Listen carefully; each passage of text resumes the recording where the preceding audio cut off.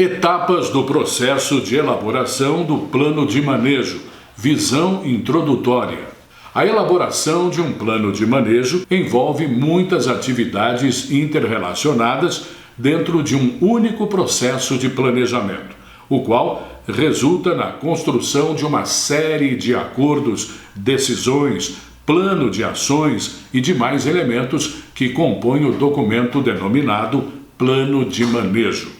Esse processo pode ser dividido em 3 grandes etapas: a organização do planejamento, o diagnóstico e o planejamento propriamente dito. Organização do planejamento. O que é a organização do planejamento e para que serve?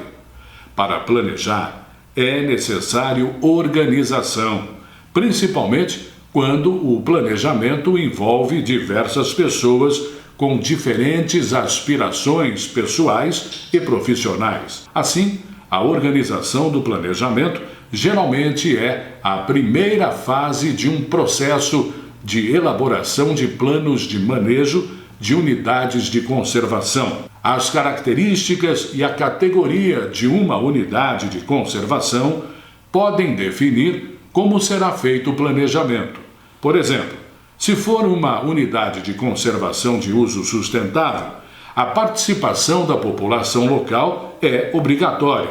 Portanto, deve haver uma mobilização para chamar as pessoas a participar. De maneira simplificada, a gestão de uma unidade de conservação no âmbito federal é realizada pelo ICMBio. Nos âmbitos estadual e municipal, é feita pelos respectivos órgãos ambientais, enquanto que nas reservas particulares, formadas a partir da iniciativa dos proprietários, é feita por estes ou diversos tipos de organizações. Porém, é incorreto afirmar que o planejamento da unidade de conservação e sua própria execução são responsabilidades exclusivas desses órgãos gestores. Em todos os casos, o processo de planejamento deve iniciar com a organização do planejamento. Nessa etapa, baseada nas diretrizes estabelecidas pela instituição, é constituída a equipe responsável, com funções definidas e poder de decisão, que irá assumir a gestão das demais etapas do processo. Essa equipe deve ser composta por representantes do órgão gestor, da equipe da unidade de conservação e das instituições diretamente envolvidas no seu contexto.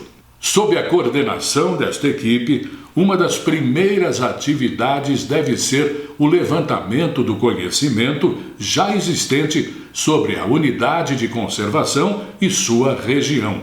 A compilação e análise dessas informações serão decisivas para todo o processo de planejamento. O levantamento dessas informações possibilita identificar as lacunas de conhecimento e decidir se há ou não a necessidade de novos estudos e contratação de serviços especializados para tanto. Em caso de contratação, serão então elaborados os termos de referência, direcionados ao preenchimento das lacunas identificadas. Durante a organização do planejamento, elabora-se uma matriz de planejamento, incluindo o cronograma físico-financeiro com a previsão de execução de todas as atividades necessárias, com prazos e responsáveis claramente definidos. São, então, planejados os momentos participativos, como forma de garantir a efetiva participação social. Nessa fase, também é importante decidir sobre os princípios, abordagens ou enfoques do planejamento a serem adotados, ou seja, é importante que a estratégia de execução do processo seja bem definida e que os objetivos estejam claros para todos os envolvidos.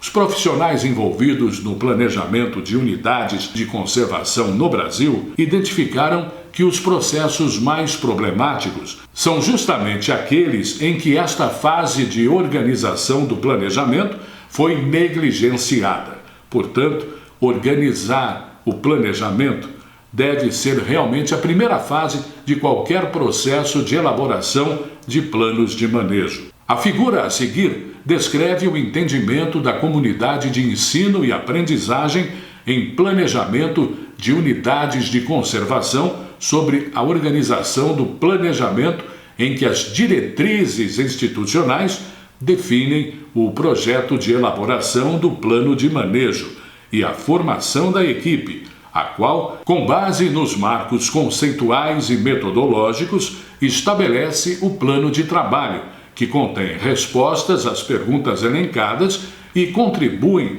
para a elaboração de bons termos de referência, TDR. Importância da compilação das informações já existentes sobre a unidade de conservação e sua região. Durante a organização do planejamento, uma das tarefas essenciais é o levantamento das informações já existentes sobre a unidade de conservação e seu entorno, incluindo as informações científicas, os conhecimentos tradicionais e o próprio conhecimento da equipe gestora. Essa compilação deve necessariamente abranger, além da unidade de conservação, a região do entorno e suas demandas, considerando o papel da unidade de conservação no desenvolvimento local e regional e no SNUC. Esses levantamentos e análises serão fundamentais para a definição da abrangência da área de trabalho e também para identificar as questões chaves a serem tratadas durante o processo de planejamento, como as principais ameaças e oportunidades e os desafios existentes às áreas temáticas prioritárias e as lacunas de conhecimento existentes. A partir dessas informações, será possível decidir sobre necessidades de contratação de estudos e, nesse caso, sobre a elaboração de termos de referência direcionados à coleta das informações pendentes. Desta forma, a etapa do diagnóstico poderá se tornar mais eficaz e direcionada aos temas que necessitam ser aprofundados para responder a questões identificadas como chaves para o planejamento da gestão, o que evitará a realização de diagnósticos extensos e nem sempre úteis. Importância da previsão dos momentos participativos.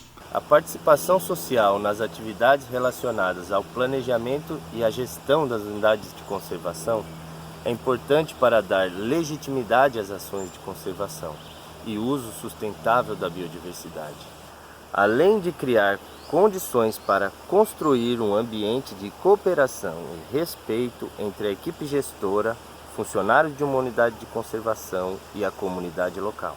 A participação social é um dos princípios fundamentais do direito ambiental e está impressa na Constituição Federal, no Sistema Nacional de Unidades de Conservação e no Plano Estratégico Nacional de Áreas Protegidas. As pessoas têm que ser parte e tomar parte dos processos de planejamento para que haja seu real envolvimento e comprometimento. Entretanto, quais são os momentos mais favoráveis para que a participação seja efetiva? Como deve ser a participação? Quem deve participar desses momentos? Estas perguntas são importantes para serem respondidas no início do processo do planejamento, durante a etapa de organização do planejamento. Prever momentos de participação e refletir sobre a melhor forma de envolvimento comunitário durante o processo de planejamento e gestão de uma unidade de conservação é o primeiro passo para sair da retórica da descentralização e empoderamento e começar a praticar. Há que se cuidar para que a participação não seja apenas utilizada para manipulação de processos liderados por grupos ditos mais poderosos, ou seja, com maior nível de educação formal, renda, posição social, etc. Inclusive, isso pode ser a fonte de graves conflitos que são difíceis de solucionar. Assim sendo, devem ser criados espaços de participação em diferentes momentos do planejamento, tais como a apresentação da unidade de conservação aos municípios sobre o processo de planejamento, e oficinas participativas em locais definidos no interior e no entorno da unidade de conservação. Estes momentos devem estar previstos no plano de trabalho do grupo de coordenação do planejamento da unidade de conservação. A previsão e divulgação desses momentos com antecedência permitem uma melhor mobilização dos participantes ou até mesmo possibilitar a formação dos envolvidos, incluindo cursos, palestras e etc. O principal espaço de participação contínua no planejamento e gestão de uma unidade de conservação é o Conselho Gestor.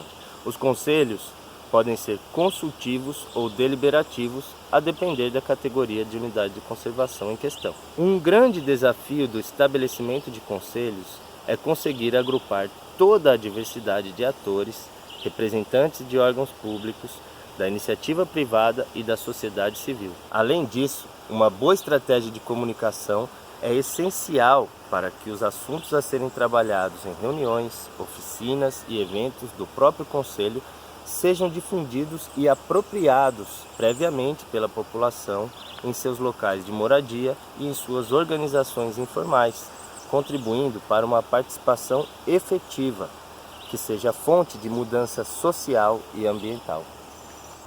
Conforme as orientações do órgão gestor, deve-se planejar com participação social efetiva e qualificada, harmonizando interesses sociais e conservação da natureza. A partir disso e de consultas à Política Nacional de Áreas Protegidas, PNAP, e ao Sistema Nacional de Unidades de Conservação, SNUC, e as diretrizes para a Estratégia Nacional de Comunicação e Educação Ambiental em Unidade de Conservação, ENSEA, o ICMBio propõe 10 princípios norteadores como orientação para a participação social no planejamento e manejo das unidades de conservação. Primeiro, avaliação do contexto.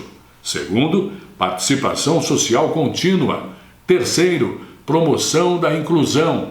Quarto, consideração das necessidades das partes interessadas na tomada de decisão.